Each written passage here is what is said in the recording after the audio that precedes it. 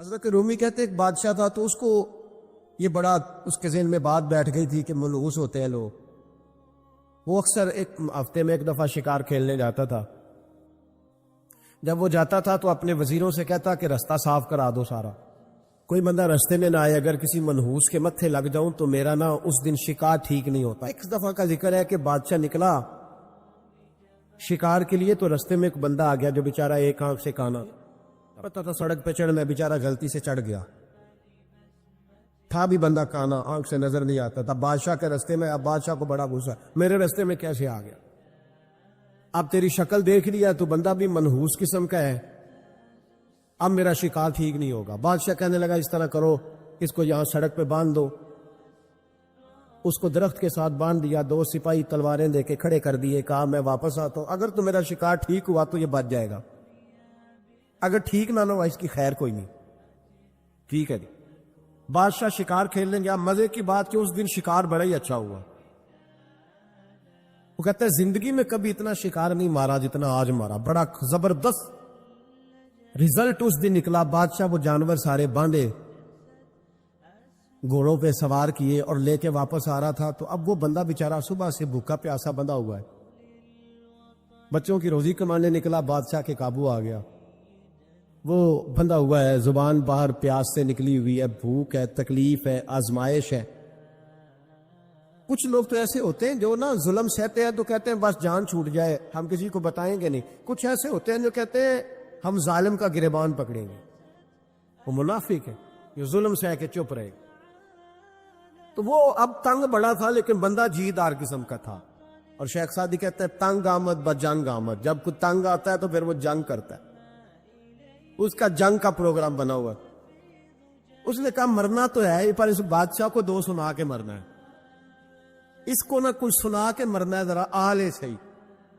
گردن تو کٹے گی پر میں نے نہ اس کو چھوڑنا نہیں. کیا تماشا ہے, مجھے باندھ گیا صبح کا. بادشاہ آیا تو بادشاہ بڑا راضی, شکار بڑا اچھا ہوا. کہنے لگا کھول دو اس کو. کھولا. وہ کہنے لگا میرا آج شکار بڑا اچھا ہوا ہے. لگتا تو مجھے یہ تھا کہ تیرا منہ دیکھا ہے تو شکار اچھا نہیں ہوا ہوگا, لیکن چونکہ بڑا اچھا ہوا ہے لہذا تجھے چھوڑتا ہوں, جا دوڑ جا. اب اس نے ارادہ کیا تھا 2 سنانی ہے, کھڑا ہو گیا. کہنے لگا بادشاہ تو نے تو سویرے میرا منہ دیکھا تھا, تیرا شکار تو بڑا اچھا ہوا ہے, پر میں نے سویرے تیرا منہ دیکھا تھا, میرا دن نہیں اچھا گزرا. میں بڑی تکلیف میں اس صبح سا, نہ پانی ملا ہے, نہ کھانا ملا ہے, نہ روٹی ملی ہے. اب مجھے بتا منحوس میں ہوں گے تو ہے, اب بتا نحوست کس میں ہے, میرے اندر ہے کہ تورے اندر ہے, بتا. تو بادشاہ کانپنے لگ گیا. کہنے لگا اس کی گردن اڑانی ہے. اس نے کہا میں پہلے سے تیار ہوں گردن اڑوانے کی. سوچ سمجھ کے بات. قریب جو وزیر تھے نا وہ کہنے لگے بادشاہ ہم تجھے بڑی دیر سے سمجھا رہے ہیں کہ تو تہمات کا شکار ہے, تو وہمی ہو گیا ہے.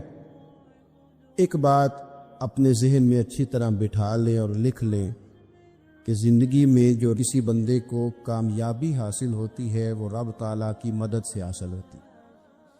اگر رب تعالیٰ مددگار ہو تو پھر کوئی چیز بھی رستے میں رکاوٹ نہیں بنتی. اور اگر مالک کریم کو منظور نہ ہو, اس کا ذہن بڑی وسعت رکھتا ہو, بڑی اچھی پلاننگ کرنا جانتا ہو, سارا کچھ ہو, تو بندہ ناکام ہو جاتا ہے. مسلمانوں کو جتنی کامیابیاں ملی ان کا پس منظر صرف اتنا تھا کہ اللہ تبارک و تعالیٰ نے اپنے بندوں کی مدد فرمائی. اور اب تعالیٰ نے قرآن مجید میں اس حقیقت کا بیان کیا, فرمایا بل اللہ مولاکم, فرمایا بلکہ اللہ تمہارا مولا ہے, وَهُوَ خَيْرُ النَّاصِرِينَ, اور وہ بہترین مددگار ہے. وہ جو رب تمہارا مولا ہے وہ بہترین مددگار ہے. اور اگر وہ مدد کرے تمہاری, سورہ آل عمران میں آگے جا کے ارشاد فرمایا اگر اللہ مدد کرے تو پھر تم پر کوئی غالب نہیں آ سکتا, اور اگر وہ تمہاری مدد چھوڑ دے تو پھر کوئی تمہاری مدد کر سکتا, کوئی مدد نہیں کر سکتا. وہ چیزیں ایسی ہیں جن سے اللہ کی مدد آتی ہے, مدد ملتی ہے. ایک چیز ان میں سے ایسی ہے جس سے بہت مدد نازل ہوتی, وہ ہے کہ جب رب آپ کو دے نا تو پھر آپ بھی اس کے رستے میں دے, پھر مدد آتی ہے, پھر اور آتا ہے. بخاری مسلم میں حدیث ہے, یہ زیادہ ہی توجہ طلب عمر ہے, اس پر آپ غور کریں گے. حضرت ابو ہریرہ فرماتے ہیں کہ نبی پاک علیہ السلام نے فرمایا ایک شخص نے بادلوں کے اندر سے آواز سنی کہ فلاں آدمی کا کھیت اور باغ خشک ہو گیا ہے، وہاں برسو اور اس کے کھیت کو سیراب کرو۔ وہ بڑا حیران ہوا کہ بادل سے آواز آ رہی۔ پھر اس نے دیکھا کہ ایک پہاڑی پر بارش ہوئی، وہ بادل وہاں برسا، پھر نالیوں سے ہوتا ہوا پانی ایک طرف چلا۔ تو جس نے آواز سنی تھی، حضور بیان کر رہے ہیں، وہ بھی پیچھے پیچھے چلا کہ پانی کدھر جا رہا ہے۔ اس نے جا کے دیکھا کہ ایک مقام پہ ایک باغ کو وہ پانی لگ رہا ہے اور ایک آدمی وہ پانی لگا رہا ہے۔ اس نے اس سے پوچھا تیرا نام کیا ہے؟ اس نے کہا کیوں؟ کہنے لگا بتا نا۔ اس نے نام بتایا تو کہنے لگا یہی تو وہ نام ہے جو میں نے بادلوں کے اندر سے سنا ہے کہ فلاں کے کھیت کو پانی دے دو۔ اس نے کہا یار تو کیا عمل کرتا ہے کہ اسپیشل تیرے لیے بارش برسے؟ یہ بخاری پڑھ رہا ہوں، سیاستہ سے حدیث عرض کر رہا ہوں۔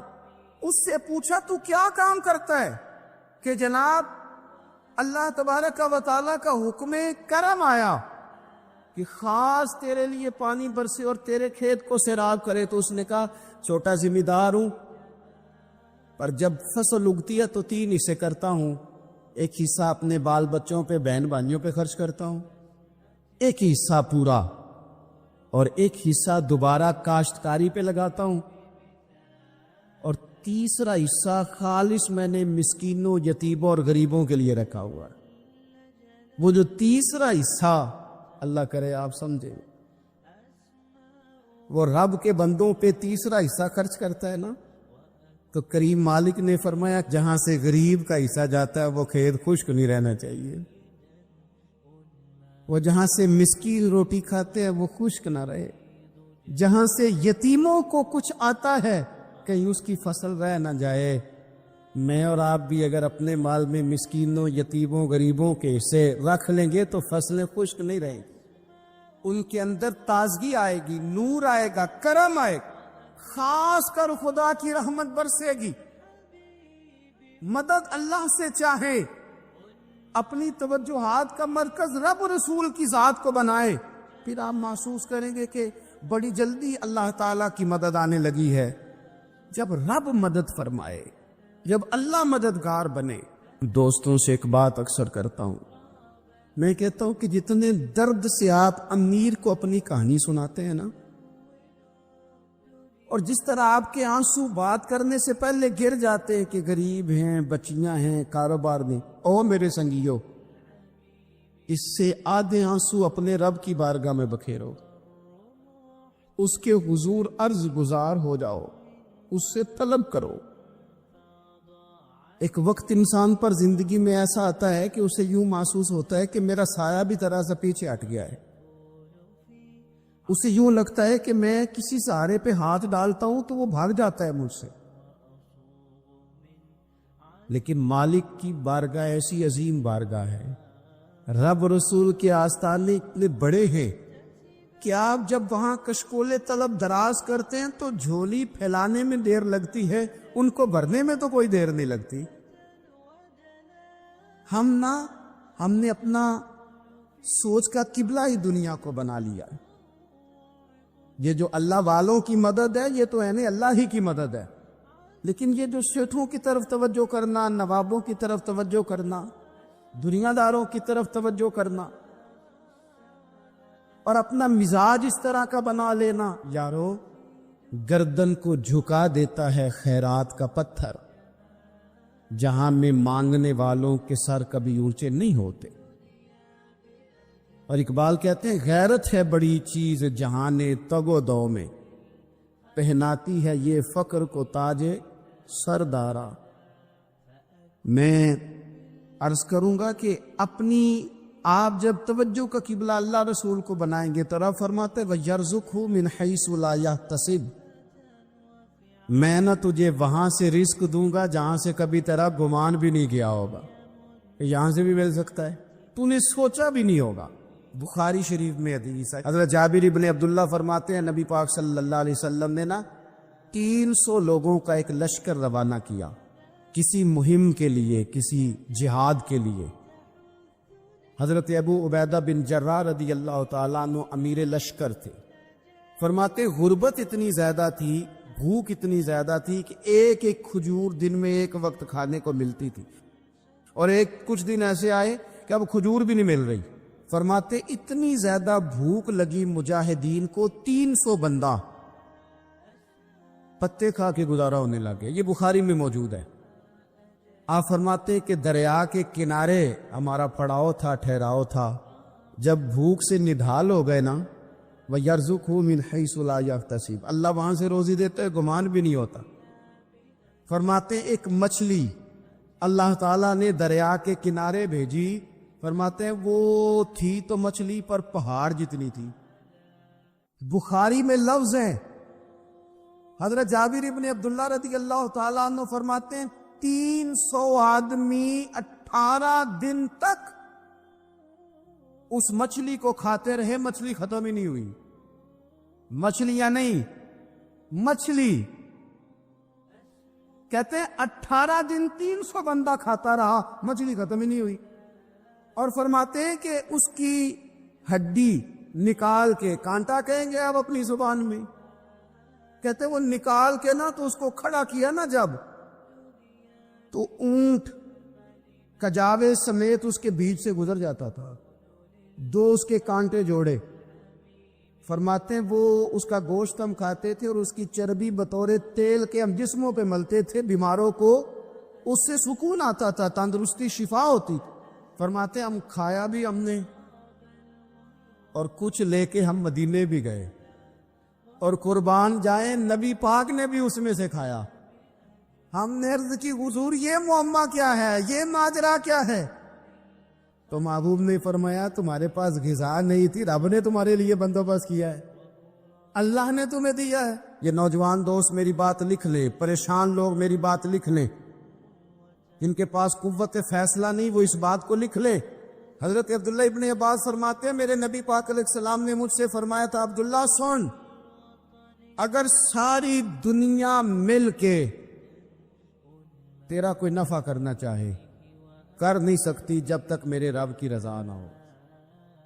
اور فرمایا ساری دنیا مل کے تیرا کچھ بگاڑنا چاہے تو عبداللہ بگاڑ نہیں سکتی جب تک رب کریم کی حکمت کا تقاضا نہ ہو۔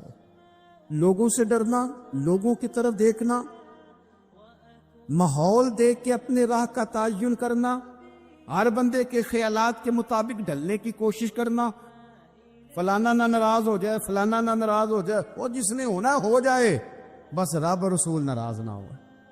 نہ دیکھو دنیا کی طرف، دنیا رلا دیتی ہے۔ ناراضی کرو بندوں کو، بندے تھکا دیتے۔ نہ پیچھے بھاگو ہر وقت دنیا داروں کے، یہ انسان کو کمزور کر دیتے ہیں۔ وہ تو کریم ہی بڑا ہے، 2 آنسو زمین پر بعد میں گرتے ہیں، بندے کے گناہ سارے پہلے معاف فرما دیتا ہے۔ اللہ کی مدد کا حصول، اپنے مالک کی مدد کی طرف بڑھنا، آپ کو بدر کی جنگ بھی یہی درس دے گی، آپ کو احد کا میدان بھی یہی سبق دے گا، فتح مکہ بھی یہی سبق دے گا۔ اپنی زندگی میں اللہ کی مدد کی طرف بڑھے، مالک کی مدد کا حصول اختیار کرنے کی کوشش کرے، اللہ کے ساتھ اپنے آپ کو جوڑے۔ اگر اللہ کی مدد نصیب ہو، یہ جو ہم جتنا ڈرتے رہتے ہیں، سہمے رہتے ہیں، پریشان رہتے ہیں کوئی کیا کر دے گا، ہمارے ہاں نا ہر شعبے میں معاذ اللہ ایک مافیا ہے، الا ماشاء اللہ۔ وہ مافیا کہتا ہے میرے ساتھ ملو گے تو میں چلنے دوں گا، ورنہ میں نہیں چلنے دوں گا، مارکیٹ میں آ ہی نہیں سکتا فلانا بندہ کیونکہ یہاں ہمارا قبضہ ہے۔ اور میرے بھائی پھر بہت سارے لوگ جن کی نیتیں اور ارادے بڑے اچھے ہوتے ہیں شروع میں، وہ بھی اس مافیا کا شکار ہو جاتے ہیں اور ان کے رنگ میں رنگ جاتے ہیں۔ یاد رکھنا، کسی شخص کی بلیک میلنگ کا کبھی شکار نہ ہونا، کبھی کسی کی میٹھی اور مسجع مکفہ باتوں کا شکار نہ ہونا۔ کوئی کیا کر سکتا ہے اگر اللہ مددگار ہو تو؟ جس کو رب کریم اٹھانا چاہے اسے کوئی گرا سکتا ہے؟ ہم یہ ڈرے ڈرے سہمے پریشان فیصلہ کرنے کی طاقت نہیں، مجھے چلنا چاہیے کہ نہیں، اٹھنا چاہیے کہ نہیں، کرنا چاہیے، اٹھ باندھ کمر کیوں ڈرتا ہے؟ پھر دیکھ خدا کیا کرتا ہے۔ اپنی زندگی میں اپنے مالک کو مولا جان کے، بل اللہ مولاکم، اللہ تمہارا مولا ہے، وَهُوَ خَيْرُ النَّاصِرِينَ، وہ بہترین مددگار ہے۔ توجہ جب بھی کریں رب کی جانب کریں، اپنے دل کا قبلہ درست رکھیں، سوچوں کے زاویے سیدھے رکھیں۔ میرے بھائی،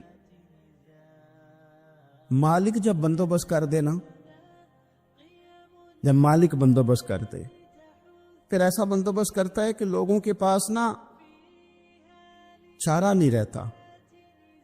حضرت مریم رضی اللہ تعالی عنہا پاک باز تھی، مسجد میں رہی تھی، پر مالک کی حکمت کے تقاضے بڑے عجیب ہے نا۔ پھر جناب مریم کو اللہ تعالیٰ نے بغیر شوہر کے اولاد عطا کر دی۔ یہ بات یہ ایسی تھی، وہ کسی نے کہا تھا کہ مخلوق تو فنکار ہے اس درجہ کے پل بھر میں سنگے در کعبہ سے بھی اصنام تراشے، تم کون ہو کیا چیز ہے داغے کبابی، لوگوں نے تو مریم پہ بھی الزام تراشے۔ تو لوگوں نے کہا کدھر سے لے آئی بچہ، تیرا باپ تو ایسا نہیں تھا، کہاں سے لے آئی؟ اللہ کرے میں آپ کو سمجھا سکوں، ذرا اپنے آپ کو وہاں کھڑا کریں کہ ایک پاک باز عورت، پاک باپ کی بیٹی، طیب ماں کی بیٹی، اور اللہ کے گھر میں پرورش پانے والی خاتون، ایک وہ وقت اور ایک یہ وقت کہ اس عورت کو کٹہرے میں کھڑا کر کے پوچھا جا رہا ہے کہ معاذ اللہ تیری گود میں بچہ جائز نہیں ہے، کہاں سے لائی ہے؟ اب خود سے صفائیاں بندہ کتنی کو دے، کتنی کو وضاحتیں کرے۔ اب حضرت مریم کو کٹہرے میں کھڑا کر کے کہا بچہ کس کا ہے؟ حضرت مریم کہنے لگی مجھ سے نہ پوچھو، وہ جو پنگوڑے میں ہے اسی سے پوچھ لو۔ انہوں نے کہا پنگوڑے میں چند دنوں کا بچہ یہ جواب دے گا؟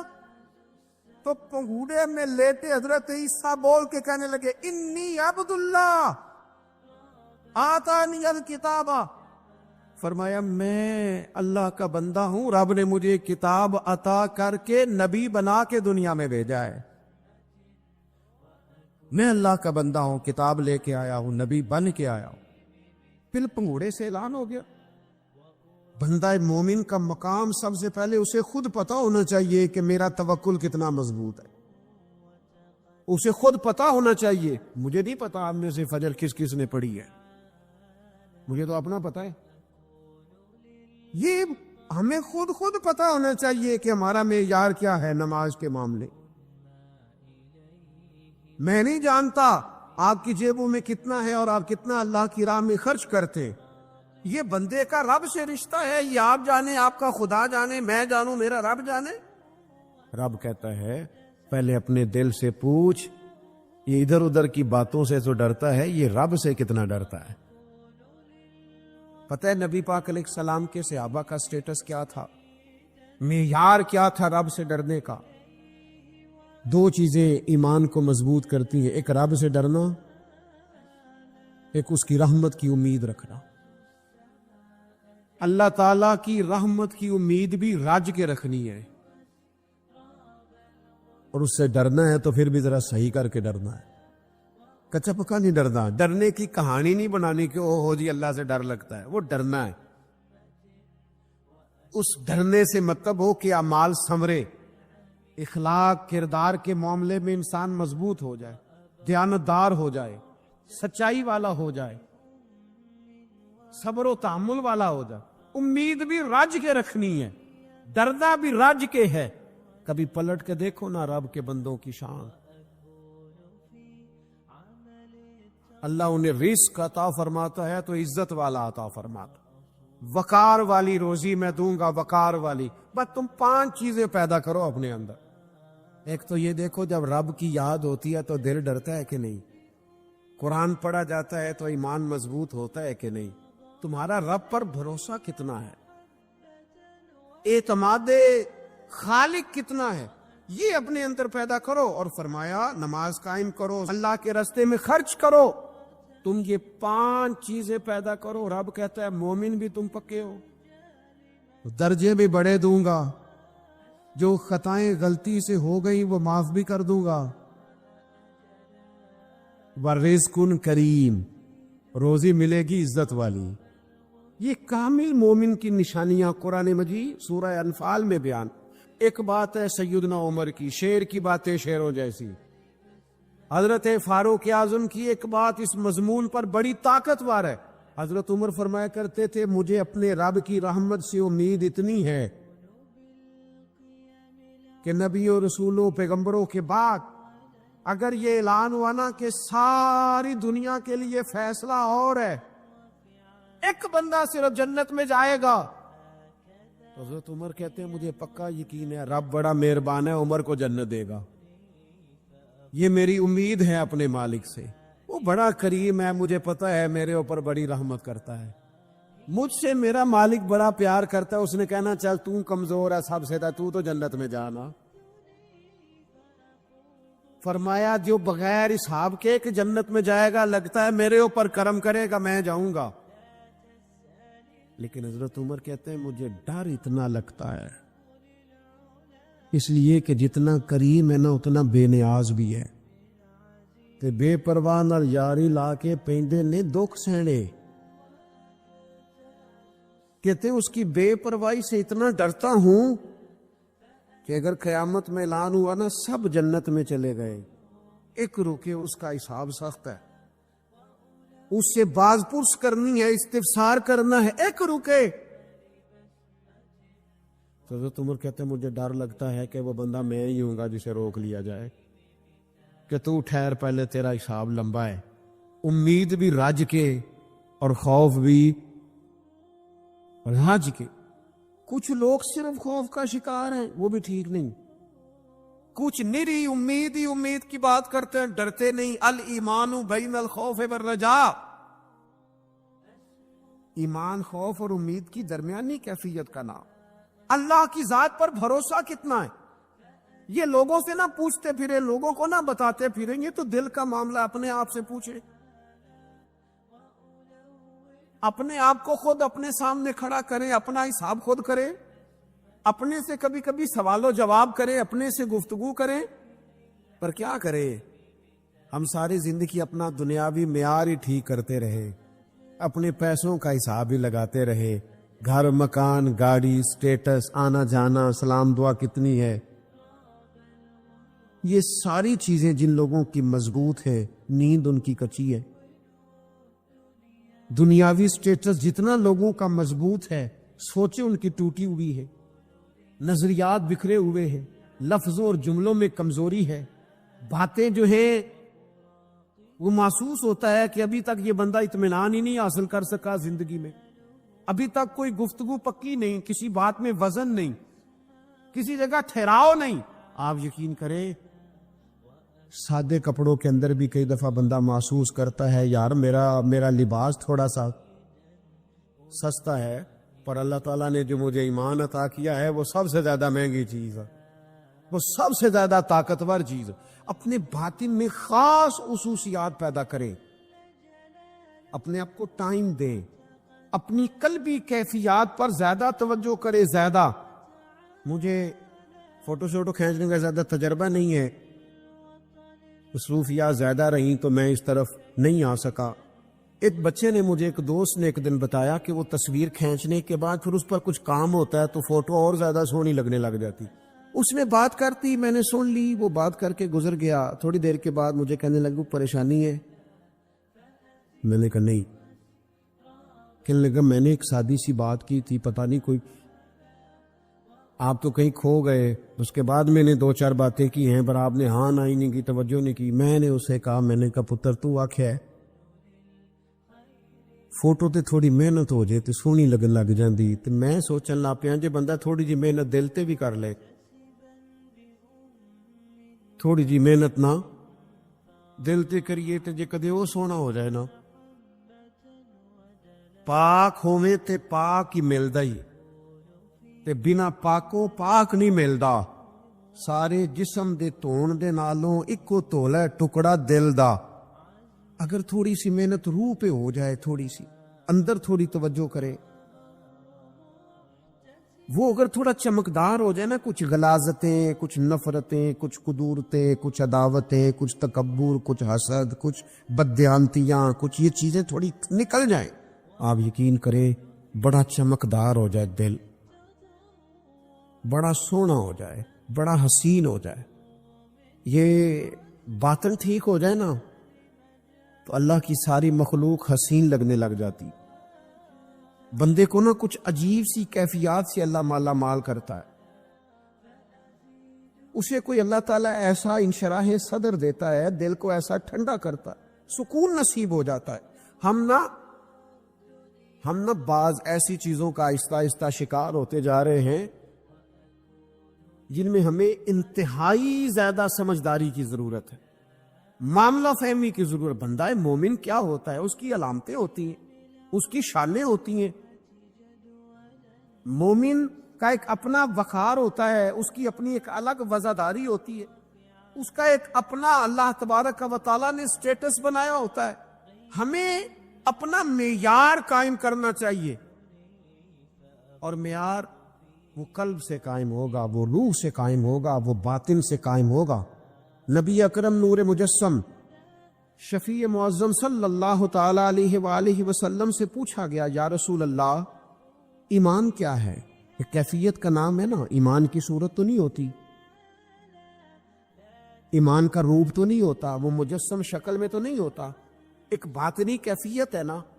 یا رسول اللہ صلی اللہ تعالی علیہ وسلم آپ سب سے اعلیٰ، اس کا معیار آپ ہی جانتے، کریم بتا دیجئے، بندہ نوازی فرمائیے ایمان کیا ہے؟ تو نبی اکرم صلی اللہ تعالی علیہ وسلم نے فرمایا، جب تمہاری نیکی تمہیں خوش کرنے لگے اور جب تمہارا گناہ تمہیں غمگین کرنے لگے تو مطلب یہ ہے کہ تم مومن ہو. اور اگر گناہ کر کے بھی تم غمگین نہیں ہوتے، تکبر کر کے بھی تم غمگین نہیں، حسد کر کے بھی غمگین نہیں، حرام کھا کے بھی غمگین نہیں، لوگوں کا دل توڑ کے بھی غمگین نہیں، کسی کے حق پہ قبضہ کر کے بھی تمہیں غم کوئی نہیں، بہت سارے لوگوں کو بیوقوف سمجھ کر، نادان سمجھ کر، احمق کہہ کر، جاہل کہہ کر، عزتیں اتار کر بھی تم غمگین نہیں ہوتے، اس کا مطلب ہے تم نے معیار ایمان کو نہیں پایا. حضور فرمانے لگے نیکی خوش کرے اور گناہ تجھے غمگین کرے. آپ یقین کریں اب نہیں کرتا لوگوں کو گناہ غمگین. لوگ کسی بندے کا دل توڑ کے، اس کی عزت اتار کے، اسے پریشان کر کے، جھڑک کے کہتے ہیں آیا تھا بندہ سنائیے میں نے 4، وہ تم نے گناہ کر کے اب تو بتا رہا ہے. کسی کو ڈانٹ ڈپٹ کے، دل توڑ کے کہانیاں سنا رہا ہے، چلاکیاں کر کے اور تیزیاں دکھا کے. یہ تو بندہ مومن کی شان نہیں ہے. میرے کریم نے تو فرمایا نیکی تجھے سکون دے، اور جب تو گناہ کر کے غمگین ہو تو اس کا مطلب ہے تم مومن ہو. تو فوراً عرض کی یا رسول اللہ پھر بتا دے گناہ کیا ہوتا ہے؟ تو حضور فرمانے لگے جو چیز تیرے دل میں کھٹکے وہی تو گناہ ہے. وہ جو چبھ رہی ہے نا، مومن کے دل میں غلطی چبھتی ہے، کھٹکتی ہے، اسے پریشان کرتی ہے یہ غلطی. اگر وہ چبھتی ہے تو پھر اس کا مطلب ہے وہ گناہ ہے. آج کل نا لوگوں نے گناہ کو گناہ سمجھنا چھوڑ دیا. کسی نے کہا تھا جنوں کا نام خرد رکھ دیا، خرد کا جنوں. جو چاہے آپ کا حسن کرشمہ ساز کرے، آپ جو چاہیں نام رکھیں، جو آپ کی طبیعت آئے آپ وہ کام کریں، آپ اپنی مرضی سے نیکی اور بدی کا معیار قائم کر لیں، یہ ٹھیک نہیں ہے. اللہ کے رسول صلی اللہ تعالی علیہ وسلم نے جو آئینہ ایک بندہ مومن کے لیے بنایا ہے، اس آئینے کو ہمیشہ برقرار رکھا جائے، اپنے اندر وہ علامات تلاش کی جائیں جو ایمان کے بعد مومن کے اندر تبدیلیاں آتی ہے، قلبی طور پر، روحانی طور پر اور اخلاقی طور پر. میں دیکھتا ہوں آج کل نا ہمارے ہاں سب سے زیادہ جس چیز کا فقدان ہے وہ محبت ہے. ہمارے لہجے، ہمارا انداز، ہمارا طریقہ، ہمارا اٹھنا بیٹھنا، اس کے اندر نا محبت نہیں. ہم نا لہجے الفت والے نہیں، مزاج محبت والا. کسی جگہ یار کوئی چلو پنجابی بندے ایک دیسی گل تو انہوں سنانے میں مزہ آئے گا. وہ ایک جگہ نا کہیں ہم بیٹھے تھے ایک دفعہ، تو کسی شخص نے کسی سے کوئی لینی دینی تھی چیز، تو اس نے بات کی تو آپ کو پتا ہے وہ ریٹ لینے والا بہت زیادہ مانگ لیتا ہے اور دینے والا کوشش کرتا ہے 0 سے شروع کروں، نیچے سے ریٹ دیتا ہے. اس نے کوئی بات کی، ریٹ تھوڑا بتایا تو سامنے والا ناراض ہو گیا، کہنے لگا تو کس طرح دا بندہ ہے، کنج دی گل کی تھی. اب یہ جو ریٹ لگانے والا تھا اس نے بڑا حسین بات کی، وہ بندہ جواب میں بڑے غصے میں آ گیا، اس نے تلخ لبو لہجہ، لگتا تھا تھوڑی دیر کے بعد اٹھ پڑے گا، گریبان تامے گا. تو آج کے کہنے لگا یار وہ لینا دینا تے مقدر آندا ہے، گل تے پیار نال کر. او میں نہ جناب شاعر مزاج آدمی نہ کئی دفعہ پورا فدا ہو جاتا ہے. میرا دل کرے اس بندے کے ہاتھ چوم لو، اس نے کمال بات. اس نے کہا لینا دینا تے اوے گل تے پیار نال کر یار، 2 گھڑیاں دا بہن ہے، ذرا پیار سے بات کر. کیا ہو گیا تجھے، ملنے آئے ہیں، غنیمت جانیے مل بیٹھنے کو، جدائی کی گھڑی سر پر کھڑی ہے، ابھی الارم بجے گا، اٹھ کے تو اپنے گھر میں اپنے گھر. او بات تو پیار سے کر، او بول تو محبت کے ساتھ.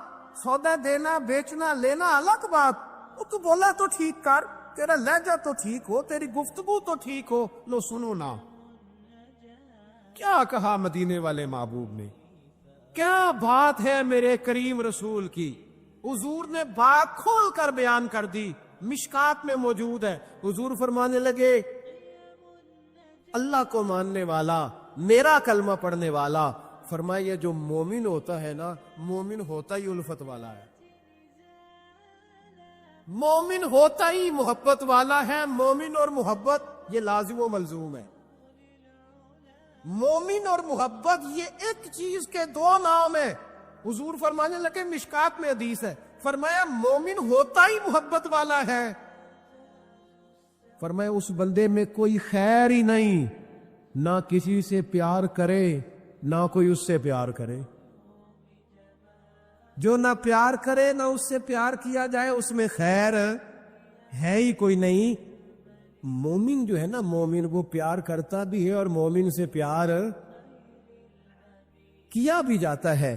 اپنی زندگی کو تلخی، مومن کی شان نہیں تلخ تلخ رہنا، ناراض ناراض رہنا، بے چین سا رہنا، ہر وقت شکوے کرنے، ناراض وقت گزارنا، ہر وقت کوئی نہ کوئی اعتراض کا دروازہ کھول کے رکھنا، ہر وقت کوئی نیا شکوہ، کوئی نئی بات کھول کے رکھنا. اس سے نکل آؤ یار. پیار جو ہوتا ہے نا وہ دنیا کو سنوار دیتا ہے. محبت جو ہوتی ہے نا اس کے اندر بڑا مزہ ہوتا ہے، اس میں بڑا کیف ہوتا ہے.